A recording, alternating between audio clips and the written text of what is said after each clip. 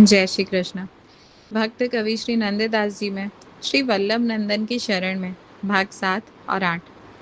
नंददास रेत में धम्म से बैठ गए। आकाश में सूर्य धीरे धीरे ऊपर चढ़ता जा रहा था। गर्म हवा बह रही थी। वह बिल्कुल निर्जन तट प्रदेश था। सामने के किनारे पर गोकुल गांव तप रहा था। बाहर का गर्म वातावरण उनके अंतर मन को भी झुलसा रहा था।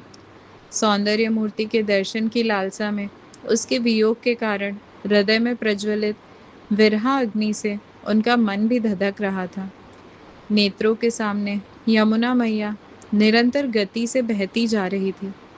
यमुना जी के विषय में उन्होंने बहुत कुछ सुना था, बहुत कुछ जाना था।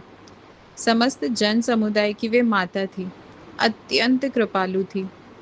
भगवान श्री कृष्ण द्वारकाधीश की चतुर्थ प्रिया और सूर्य देव की पुत्री थी। 16 श्रृंगार से सुसज्जित होकर जब वे रुन झुन करती हुई निकुंज में रास क्रीड़ा के लिए निकलती थी, तब निष्कलंक किरण उनके साथ साथ दौड़ते थे। श्री कृष्ण जन्म की उस दिव्य रात्रि में आनंद उत्सव मनाती हुई यमुना जी प्रबल कल कल ध्वनि करती अपनी तरंगों को आकाश का स्पर्श कराती हुई प्रवाहित हो रही थी। और वसुदेव जी के पास क्रीड़ा करते बाल कृष्ण अपने प्राण प्रिय पति को अपने जल स्वरूप तन का आलिंगन देकर वे कृतार्थ हो गई थी। नंददास की आंखों के सामने बहती हुई यमुना के एक एक स्वरूप साक्षात प्रकट होने लगे। उनके हृदय में श्री यमुना जी के प्रति एक अनोखा भाव जागृत हुआ और हृदय में धधकता हुआ विरह का ताप कवि हृदय से सहसा वाणी के रूप में प्रकट हो उठा। शब्दों की सरिता आर्द्र भाव की वाणी बनकर वातावरण में गूंज उठी। भक्त पर करी कृपा श्री जमुना जी ऐसी, छाड़ी निज धाम विश्राम, भूतल कियो प्रकट लीला दिखाई जू तैसी। परम परमारथ करत है, सबन को देती रूप अद्भुत आप जैसी। नंददास सो जानी दृढ़ करी चरण गहे, एक रसना कहा कहेऊ विशेषी।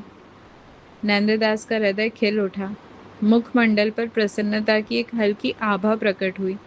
बंद आंखों के सामने श्री यमुना जी का आधिदैविक स्वरूप साकार खड़ा हो गया। नेह कारण श्री यमुने प्रथम आई, भक्त के चित्त की वृत्ति सब जानी के, ताही ते अति आतुर जुधाई। जाही जैसी मन हुती कामना, ताही तैसी साध पुजाई। नंददास के नाथ ताही पे रीझ रहे, जो यमुना जी को जस जुगाई। जाही जैसी मन होती कामना, ताही तैसी साध पुजाई। यह चरण मानो आकाश में गूंज उठा और नंददास की आंखें खुल गई।